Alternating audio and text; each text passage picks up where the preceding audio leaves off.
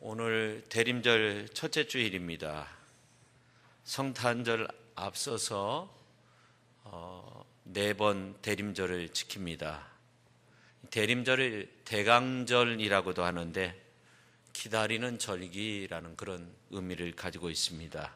이 성탄절은 가만히 있으면 다가오는 절기가 아닙니다. 기다려야 다가오는 절기입니다. 예수님의 초림은 지금으로부터 2018년 전에 이루어졌는데 그때도 수많은 사람들이 메시아 예수를 기다렸습니다.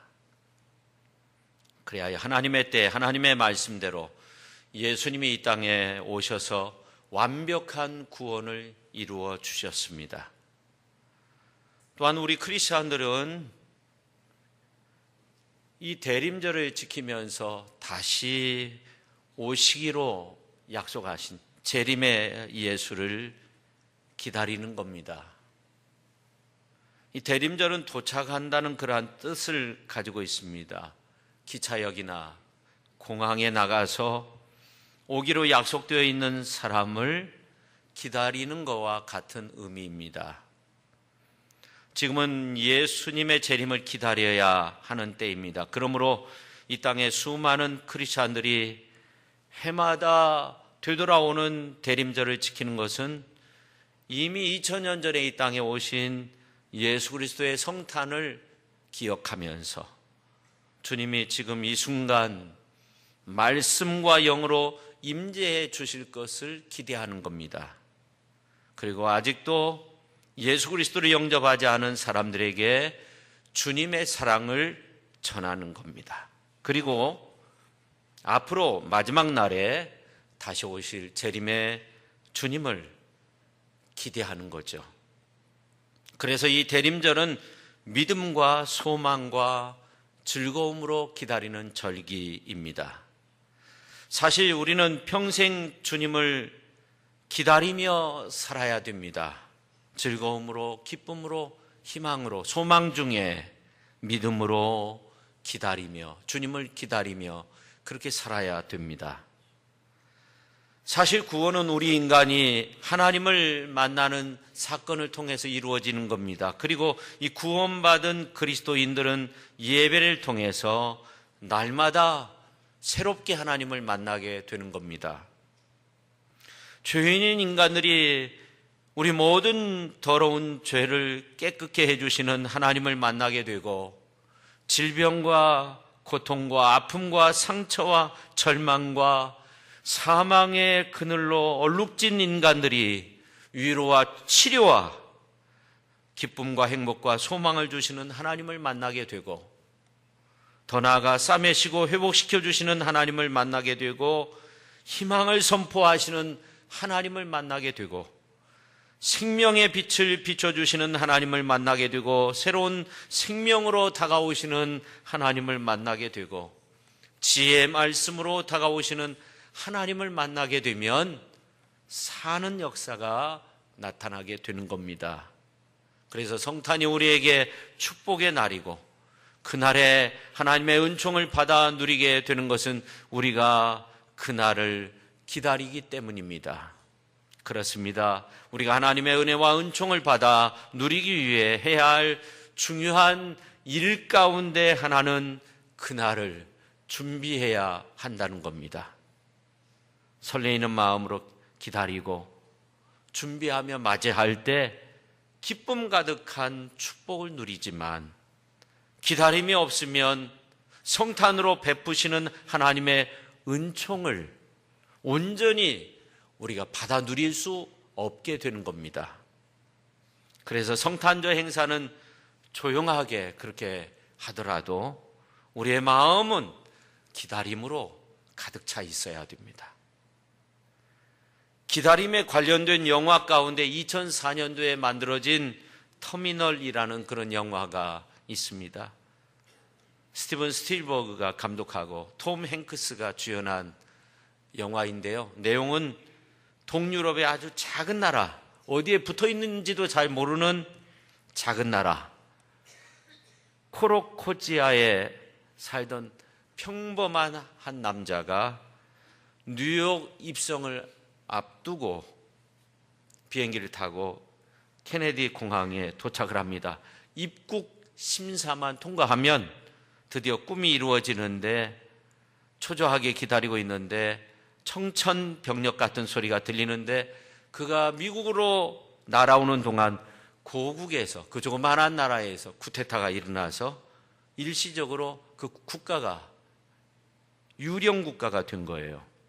그래서 고국으로 돌아갈 수도 없고 뉴욕으로 들어갈 수도 없는, 국적이 없는 그런 사람이 된 거죠. 9개월 동안 터미널에서 그렇게 지내는 겁니다. 공항에서 지내는 거죠. 노숙자가 아닌데 노숙자처럼 그렇게 영어 한마디 말 못하는 평범한 그런 남자의 삶을 그리면서 한없이 인내하고 기다림 속에서 자신의 실존을 찾아가는 그런 영화입니다. 이 남자는 9개월 동안 공항에서 발이 묶이면서 맨 처음 무엇을 해야 될 건가? 그가 얻을 수 있는 정보는 유일하게 그 TV 화면에서 보이는 그 모습입니다. 실망하지 않고 영어를 배우고 언어를 배우고 그렇다고 해서 아무것도 하지 않는 일한 가운데 있는 것이 아니라 무언가를 일하면서 또 한마디 한마디 이제 말을 알아들으면서 자기가 처한 그 상황 속에서 자기의 삶을 서서히 깨달으면서 공항 생활에 익숙해져 갑니다. 열심히 일하고 또 돈을 벌어야 먹고 사니까 먹을 것을 구하고 또 조금씩 사람들과 친해지기 시작하고 사람들을 사귀고 사랑도 하게 됩니다. 근데 공항 관계자들에게는 이 사람이 너무나 골칫덩어리인 거예요. 노숙자가 아닌데 노숙자처럼 그렇게 여기저기 9개월 동안 배회하면서 그렇게 지내니까 공항에서 이제 어떻게든지 나갈 수 있도록 편법을 동원하지만 이게 잘 되지 않아요. 9개월째 되었을 때 이 남자는 지친 마음으로 그런 말을 합니다. 제가 도착한 지 9개월이 되었는데 내가 조금 더 기다려야 합니까? 많은 의미가 담긴 말이죠. 고달픈 인생을 그대로 대변하는 그런 말을 합니다.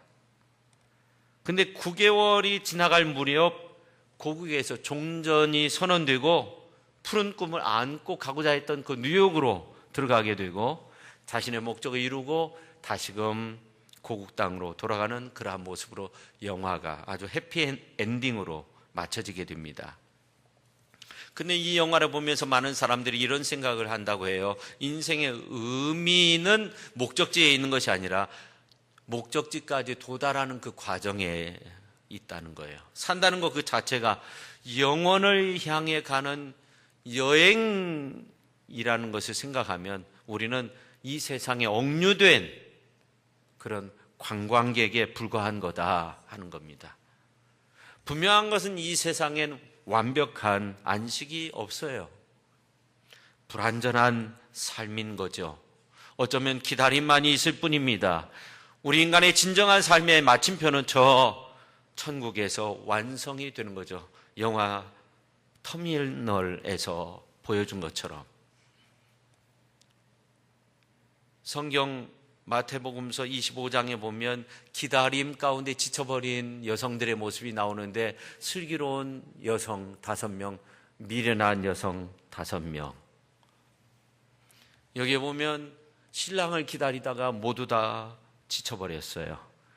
그래서 마태복음서 25장 5절에 있는 말씀을 보면 기다리다가 졸다가 다 잠들새 잠에 빠졌어요. 근데 그 밤에 소리가 들려요. 신랑이 온다 하는 거죠. 밤중에 소리가 나되 보라 신랑이로다 맞으러 나오라. 마태복음 25장 6절 말씀이 나오죠. 근데 미련한 5 처녀는 기름이 다 떨어졌어요. 등불이 준비되지 않아서 맞이할 수 없어요. 근데 슬기로운 5 처녀는 기름을 예비해 놓았다가 신랑을 맞이한 거예요. 신랑 예수를 맞이한 거죠. 그래서 혼인잔치에 다 들어갔어요.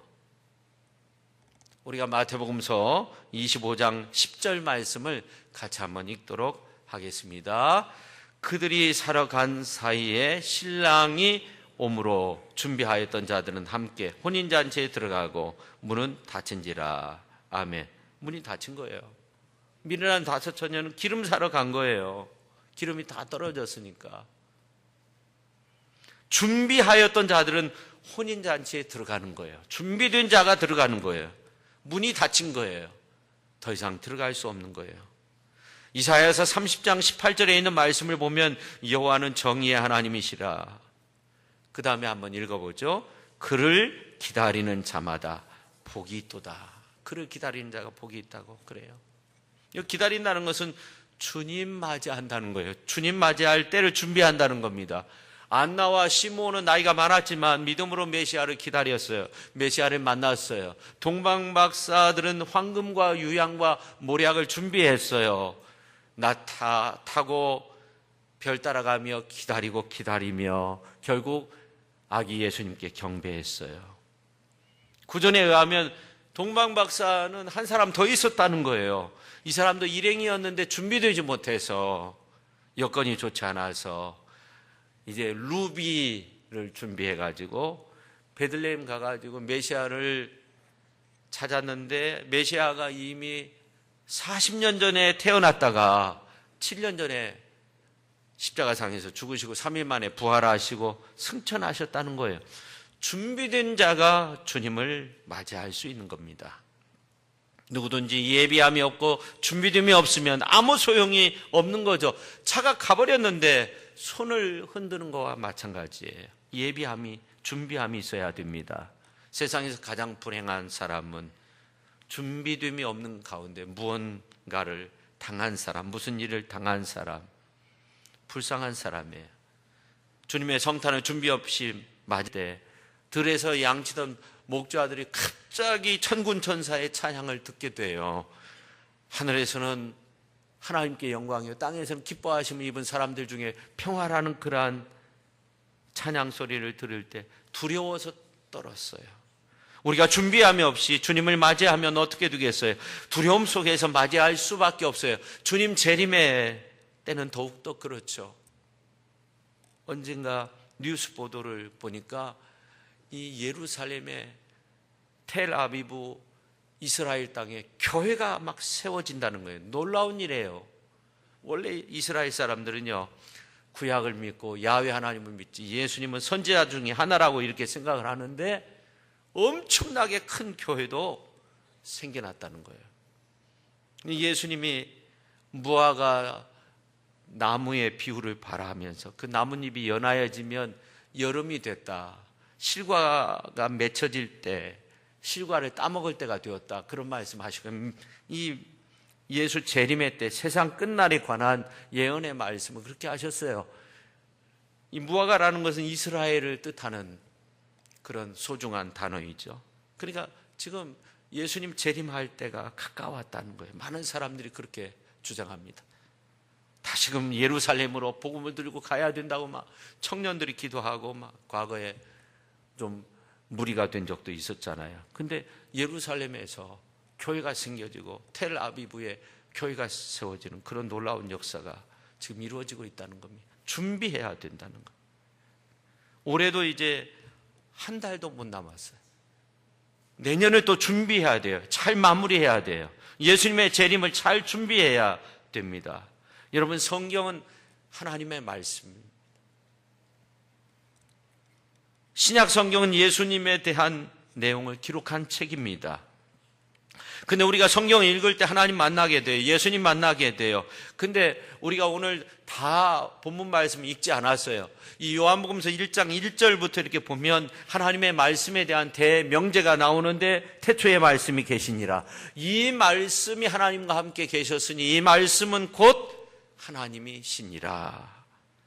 또 14절에 있는 말씀을 보면 그 말씀이 육신이 되어 우리 가운데 거하심에 우리가 그 영광을 보니까 은혜와 진리가 충만하였다고 말씀하고 있어요. 근데 오늘 이제 말씀을 이렇게 1절부터 읽어보면 2절에 가면은 그 말씀을 그로 받아요. 그가 태초에 하나님과 함께 계셨고, 3절에 보면 만물이 그로 말미암아 지은 바 되었으니 지은 것이 하나도 그가 없이 된 것이 없다. 계속적으로 그로 받아요. 그가 말씀이라는 거예요. 근데 이 말씀으로만 받으면 해석이 잘 안 돼요. 여기서 그라는 것은 결국 예수 그리스도를 말하는 거예요. 그러니까 태초에 예수님이 하나님과 함께 계셨고, 그 예수님은 하나님이셨다는 거예요. 그 예수님이 이 땅에 오셨다는 거예요. 근데 오늘 1절에 나와 있는 이 말씀은 전부 다 과거형으로 설명되고 있어요. 태초에 말씀이 있었다는 거예요. 그 말씀이 하나님과 함께 계셨다는 거예요. 그러나 그 하나님이 과거의 존재로서만 있었던 것이 아니라 이제 하나님의 아들이 이 땅에 오신 거예요. 하나님이시지만, 동등한 분이시지만 예수님이 인간의 몸으로 태어나신 거예요. 인카네이션, 성육신 하신 거예요. 말씀이 육신이 되신 거예요. 말씀이 육신이 되어서 우리 가운데 사셨다는 거예요. 우리 인간은 흙에서 왔기 때문에 흙으로 돌아갈 수밖에 없어요. 그런데 하나님께서 이 피조 세계 가운데, 이 만물 가운데 들어오셨다는 겁니다. 왜 들어오셨겠어요? 우리에게 생명 주시기 위해서. 아들로 이 땅에 오신 거예요. 그래서 성육신의 사건은 생명의 사건입니다. 우리가 성탄절을 축하하고 기뻐해야 되는 것은 그날에 우리에게 생명 주시기 위해서, 생명의 역사가 부어졌기 때문에, 그렇게 오셨기 때문에 우리가 기뻐해야 돼요. 백혈병으로 다 죽어가는 사람이 골수이식을 받으면서 다시금 살아난 것과 마찬가지. 죽어가던 만물 속에 하나님의 골수가 이식되어서 다시 살게 된 사건이 바로 성육신의 사건이에요. 말씀이 육신이 되신 사건이에요. 하나님이 천지 만물을 창조하실 때 말씀으로 창조하셨어요. 이것은 무에서 유를 창조했다는 거예요. 정확히 말하면 무가 아니에요. 하나님만 계셨어요. 아무것도 없었어요. 하나님만 계셨어요. 근데 하나님이 말씀하세요. 빛이 있으라. 빛이 만들어졌어요. 하나님이 6일 동안 세상 모든 만물을 창조하셨어요. 맨 마지막에 우리 인간을 창조하셨어요. 지난번 창조론 성경 공부하면서 지금 학교, 중학교, 고등학교 교과서에 나오는 이 빅뱅 이론, 아주 조그마한 인자가 있었다는 거예요. 아주 조그마한, 사과보다도 더 조그마한 인자가 있었는데 이것이 빵 터져가지고 빅뱅 터져가지고 지구도 만들어지고 태양도 만들어지고 지구 가운데 사람도 만들어지고 아메바가 사람이 되고 과학자들이 그런 주장을 하는데 학교에서는 그걸 배워요. 우리 자녀들은 그걸 배워요. 너무나 안타까워요. 근데 과학자들이 이 빅뱅 이론이 잘못됐다는 걸 지적한 내용들이 너무나 많고요. 그것이 잘못됐다고 지금 많은 과학자들이 과학을 연구하다가 교회 나오고 하나님 믿고 그런 경우가 너무나 많이 있어요. 그러니까 이 세상이 사실은 과학적 신비를 담고 있는 거예요. 그러니까 이 세상이 하나님이 창조했다, 이렇게 봐야만이 과학으로 풀 수 있는 거예요. 그렇지 않고는 풀 수가 없다는 거예요. 하나님이 세상을 만드셨다. 무슨 빵 터져가지고 10에 무슨 30자승 정도 되는 그 순간에 크기가 무슨 사과보다도 더 적은 크기였다, 이렇게 주장하기도. 그래서 빅뱅 이론, 빅방 이론이다, 그렇게 과학자들이 주장한다고 하잖아요. 웃긴 이야기를 한다는 거예요. 근데 우리 자녀들은요, 그걸 배우고 있어요. 이 하나님의 창조의 신비를 우리가 창세기 2장에 보면 하나님의 흙으로 사람을 빚으시고 생기를 불어넣은 생명이 되었다고 말씀하고 있어요. 그 생기가 루하우, 영이라는 거예요. 하나님의 영이 있을 때 우리 인간은 진정한 아름다운 인간의 모습을 지니는 거예요. 영이 없으면 안 돼요. 하나님이 없으면 우리 인간은 아무것도 아닌 존재인 거죠. 우리가 창세기 2장과 그리고 오늘 요한복음 1장에 있는 말씀을 보면 이렇게 생기를 불어넣어 주셔서 생명이 된 것처럼 요한복음 1장에 있는 말씀을 보면 독생자 예수님이 이 땅에 오시고 말씀이 육신이 되어 이 땅에 오셨는데 성육신 하셨는데 그 성육신을 통해서 우리에게 생명이 주어진 거예요. 그러니까 이 창조의 이야기와 구속의 이야기가 잘 연관이 되는 거예요. 생명 주신 이 구원의 이야기가 잘 연관이 되는 거예요. 그래서 이 성육신의 구원의 사건은요, 그냥 과거의 사건으로 멈춰져 있어서는 안 돼요. 오늘 우리의 삶 속에서도 지금도 우리 가운데 이런 생명의 구원의 역사가 나타나야 될 줄로 믿습니다. 할렐루야. 성육신, 말씀이 육신이 되는 그런 놀라운 은혜, 말씀을 통해서 생명 얻는 그런 놀라운 은혜가 오늘 우리의 삶 속에서도 아주 구체적으로 나타나야 될 줄로 믿습니다. 그래서 오늘 본문 말씀에서는 세 가지를 말씀하고 있어요. 말씀이 육신이 됐다 하는 겁니다. 본회포 목사님이 그런 말씀한 적이 있어요. 이 하나님의 말씀인 성경은 좋은 말씀도 아니고 옳은 말씀도 아니고 그 다음에 아름다운 말씀도 아니고 재미있는 말씀도 아니고 이건 살아있는 말씀이다. 살아있는 말씀이다. 이 성경에 기록된 그런 죽은 문자가 아니라는 거예요. 살아서 역사하시는 하나님의 말씀. 하나님이 살아계시고 예수님이 부활하셔서 살아계시고 성령이 살아서 역사하시듯 하나님의 말씀은 오늘 또 살아서 역사하시는 줄로 믿으시기를 바랍니다. 과거에는 선지자들에게 하나님께서 말씀하셨는데 오늘 성경을 통해서 우리에게 말씀을 주시는 거예요. 하나님의 말씀은 살아서 우리의 영혼을 소성케 만드는, 우리의 영혼을 살려내는 거예요. 사람을 변화시키는 거예요. 사람을 살리는 거예요. 우리의 믿음을 성장시키는 거예요. 우리의 삶을 승리의 길로 인도하여 주시는 줄로 믿으시기를 바랍니다. 아멘도 적게 하시네요. 할렐루야. 그래서 우리가 하나님의 말씀으로 사는 거예요. 하나님의 말씀. 사람은 하나님의 말씀으로, 영원하신 하나님의 말씀을 의지하면서 하나님의 말씀은 영원히 서는 거예요. 우리의 육신은 다 썩어 없어지지만 하나님의 말씀은 영원히 서는 거예요. 그래서 우리는 하나님 말씀 붙들고 영원히 살아야 되는 거예요. 영원한 생명을 얻어야 되는 거예요. 그 다음에 성육신은요, 우리 가운데 생명이 많은 거예요. 오늘 4절 말씀을 보면 그 안에 생명이 있었다는 거예요. 우리 주님이 말씀하셨어요. 마태복음 4장 4절에 보면 시험 받으실 때 사람이 떡으로만 사는 것이 아니다. 하나님의 입으로부터 나오는 모든 말씀으로 산다는 거예요. 떡을 먹고는 영원히 살 수 없어요. 우리가 떡을 먹고 사는 이 생명은 유한한 것이지만 우리가 하나님의 말씀을 먹고 살면 영원히 살 수 있어요. 우리가 성경 말씀 한번 같이 읽도록 하겠습니다. 요한 1서 5장 12절 말씀 같이 한번 읽죠. 아들이 있는 자에게는 생명이 있고 하나님의 아들이 없는 자에게는 생명이 없느니라. 아멘. 아들이 있는 자에게 생명이 있는 거예요. 예수님이 있는 자에게 생명이 있는 줄로 믿으시기를 바랍니다. 할렐루야. 예수님도 말씀하셨어요. 하나님이 세상을 이처럼 사랑하사 독생자를 주셨으니 이는 그를 믿는 자마다 멸망치 않고 영생을 얻게 하려 하심이라. 영원한 생명을 주시기 위해서 예수님이 이 땅에 오신 거예요. 하나님이 그 아들을 세상에 보내신 건 세상을 심판하기 위해서가 아니에요. 요한복음 3장 17절에 있는 말씀을 보면 그로 말미암아 뭐라고요?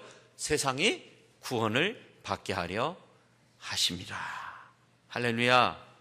그래서 갈라디아서 4장 4절 5절 있는 말씀 가운데 보면 하나님의 때가 찼을 때 하나님께서 이제 여자의 몸에서 예수님을 태어나게 하시고 율법에 매여 있는 모든 사람들을 구원해내시고 우리에게 당신의 자녀가 되는, 하나님의 자녀가 되는 자격을 얻게 하셨다고 말씀하고 있어요. 예수님이 이 땅에 오심으로 천상에 있는 모든 은혜가 이 땅에 있는 우리에게 임하게 된 줄로 믿으시기를 바랍니다. 그 놀라운 은혜, 그 놀라운 사랑, 놀라운 축복이 우리에게 임하게 된 겁니다. 믿습니까? 그래서 우리가 성탄절을 기다려야 되죠. 기다릴 수밖에 없는 거죠. 그리고 그날에 기뻐해야 되는 겁니다. 그래서 만약 평화가 사라진 곳이 있다면 어떻게 해야 돼요? 성탄의 기쁨이 그 속에 있어야 돼요. 가정의 평화가 사라졌으면 그 가정 속에 성탄의 기쁨 메아리 쳐야 되고, 이 민족 위에 평화가 사라졌다고 한다면 이 민족 가운데 성탄의 기쁨이 메아리 쳐야 되고, 지극히 높으신 하나님께 영광, 땅에서는 기뻐하심 입은 사람들 위해 평화롭다 하는 이 기쁨의 소식과 함께 온 세상에 하나님의 생명이 넘쳐나야 될 줄로 믿습니다. 그 다음에 세 번째, 세상에 참빛이 임하였어요. 9절 말씀을 보면 참빛, 곧 세상에 와서 각 사람에게 비추는 빛이 있었다는 거예요. 여러분, 세상에서 가장 아름다운 사람은요, 실패하고 좌절하고 역경 가운데서도 그 아픔의 길을 다 벗어나서 자신의 길을 발견하고 그 길을 아주 꿋꿋하게 걷는 사람이에요. 스테인드 글라스와 비교해 볼 수 있어요. 이 스테인드 글라스는 밖에서 햇빛이 이제 비칠 때 빛이 반사돼서 튕겨나가지만 어둠이 내리고 그 다음에 건물 안에 빛이 모아지면 그 빛이 밖으로 드러나게 되는 거죠. 마찬가지로 내 삶이 어둠 속에 내어 몰릴지라도 내 안에 참빛 되신 예수님을 모시면 그때부터는 아름다운 빛이 나를 통해 세상에 비춰지게 될 줄로 믿습니다. 그렇습니다. 우리가 어떤 고난 속에 있다 할지라도 우리의 인생을 주관하시는 분이 계십니다. 지금도 우리의 삶 위에 오셔서 우리를 위로해 주시는 분이 있습니다. 그분의 거룩한 손길은 우리를 한없는 위로와 평안이 넘치도록 우리의 삶을 이끌어 주십니다. 카메라로 하늘의 별을 촬영하기 위해서는 렌즈의 조리개를 열어두어야 한다고 합니다. 우리 인생이 캄캄할 때 우리의 마음의 조리개를 열어두어야 합니다. 우리가 인내하고 기다리면 우리를 위로해주는 희미한 별빛들이 모여지게 될 것입니다. 그래서 우리 인생의 밤하늘을 환하게 밝혀줄 것입니다. 사실 그분이 오시기 전에 그분이 없는 세상은 영적으로 어두운 세상이었습니다. 그런데 캄캄한 어두운 세상에 우리 예수님이 참 빛으로 오셨습니다. 그래서 성경에 보면 참빛 되신 예수님이 세상에 와서 각 사람에게 비추는 빛으로 있었다고 그렇게 말씀하고 있어요. 그래서 우리가 잘 아는 말씀 가운데 마태복음서 4장 13절에서 16절에 있는 말씀을 보면 우리 예수님께서 나사렛 지역에만 산 것이 아니라 그 지역을 떠나서 가버나움에 가서 사셨어요. 근데 그 가버나움에 가서 사신 그 이야기가 이사야 선지자를 통해서 우리에게 주어졌었다는 거예요. 그것이 이루어졌다는 것입니다. 그래서 16절 말씀을 보면 이렇게 말씀하고 있어요. 우리가 같이 한번 읽도록 하겠습니다. 흑암에 앉은 백성이 큰 빛을 보았고 사망의 땅과 그늘에 앉은 자들에게 빛이 빛이었도다 하였느니라. 아멘. 흑암에 있었던 사람들 가운데 빛이 임하게 되었다. 예수님이 공생애를 시작하면서 이제 가버나움에 가서 그 갈릴리 지경에 있는 그곳에 가서 사시니까 사망의 땅에, 그늘진 땅에 참빛이 비쳤다. 생명의 빛이 비쳤다는 것. 어둠 속에 있는 요소들이 다 사라지게 되었다는 겁니다. 참빛 되신 예수님이 우리 가정을 비추면 어둠의 요소가 다 떠나가게 될 줄로 믿습니다. 지금은 연약하고 힘들지만 하나님께서 다 해결해 주실 거예요. 믿습니까? 여러분의 사업장에 어려운 문제가 있습니까? 인생의 삶에 어려운 문제가 있습니까? 직장에 어려운 문제가 있습니까? 생활에 어려운 문제가 있습니까? 참빛 되신 예수님께서 오셔서 비춰주시면 다 해결해 길을 열어주시고 축복의 길로 나갈 수 있도록 이끌어 주실 줄로 믿습니다. 그래서 우리는 산빛 되신 예수님을 바라보면서 사는 거예요. 오늘 이 자리에 참여한 모든 분들이 마음의 문을 활짝 열고 예수님 영접하기만 하면 하나님의 자녀가 된다고 성경은 말씀하고 있어요. 하나님과의 관계가 회복되면 이제 다른 사람과의 관계도 회복되는 거예요. 우리의 삶이 축복의 삶으로 바뀌어지는 것입니다. 그래서 사도 요한은 오늘 말씀을 통해서 말씀이 육신이 되어 우리 가운데 계실 때 우리가 그 영광을 보니까 은혜와 진리가 충만하더라. 우리는 모두 그의 충만한 데서 받았다는 거예요. 그것을 보니까 은혜 위에 은혜를 하고 오늘 16절에서 말씀하고 있어요. 요한복음서 1장 16절에서 예수 안에 있는 은혜와 진리가 충만한 생명이 우리 속에 마음껏 부어짐으로 우리의 생활도 우리의 삶도 우리의 인생도 우리의 생명도 은혜 위에 은혜 가운데 살게 되는 줄로 믿으시기를 바랍니다. 그렇습니다. 높고 높은 보좌를 버리시고 이 땅에 오신 아기 예수님을 통해서 우리는 하나님 나라의 영광을 보게 되는 것입니다. 살아계신 창조주 하나님, 구원의 하나님, 생명의 하나님, 사랑의 하나님을 보게 되는 것입니다. 할렐루야. 탐욕으로 타락하였던 존재는 어디론지 다 사라지고 내 안에 하나님의 은혜의 영광 가운데 하나님의 진리의 은혜 속에서 하나님의 평강이 넘치는 삶 속에서 우리가 거듭나게, 우리가 새롭게 변화되게, 우리가 능력 있게 축복된 삶의 길로 나갈 수 있도록 우리 주님이 우리를 인도하여 주시는 줄로 믿으시기를 바랍니다. 그 은혜 속에서 우리가 성육신의 사건을 바라볼 수 있는 겁니다. 우리 크리스찬들은요, 하나님의 아들의 생명을 받은 사람들이에요. 티끌과 같은 우리의 삶이 변해서 이제 하나님의 생명으로 가득 찬 그 은혜 속에서 살게 되는 겁니다. 이렇게 변화된 우리 크리스찬들은 새 생명의 창조적 역사 가운데 함께 할 수 있어야 돼요. 예수 그리스도의 생명의 신비를 받은 자로서 성탄의 신비를 깨닫지 못한 사람들에게 이 사랑의 신비, 이 생명의 신비를 나누어 줄 수 있어야 되는 겁니다. 주님이 이 땅에 오실 때 큰 인물로, 위대한 인물로 이 땅에 오신 것이 아니에요. 지극히 보잘것없는 한 아기로 구유에 오셨어요. 이제 우리들도 하나의 작은 미랄이 돼서 이 땅에 온전히 심겨질 때 거기에서 새로운 생명의 역사가 시작되고 거기에서 마침내 하나님의 나라와 하나님의 영광이 아름답게 꽃피게 될 줄로 믿습니다. 그런 놀라운 은혜가 오늘 우리의 삶 속에서 아름답게 이루어질 수 있기를 예수님의 이름으로 간절히 축원드립니다. 기도하겠습니다. 하나님 아버지, 오늘 말씀을 통해서 성육신의 의미를 생각해 보았습니다. 말씀이 육신이 되어서 이 땅에 오신 그 은혜를 생각해 보았습니다. 생명 주시기 위해서 우리의 영원한 참 진리의 빛, 은혜의 빛으로 비춰주시기 위해서 변함없는 은혜와 사랑으로 우리의 삶을 완전히 바꾸시고 축복된 길로 나갈 수 있도록 만들기 위해서 주님이 이 땅에 오셨다는 이슬을 알았습니다. 이제 우리가 기다리며 맞이하는 성탄절, 기다리며 맞이하는 주님의 재림의 때를 생각하며 살아갈 수 있는 저희들 되게 하시옵소서.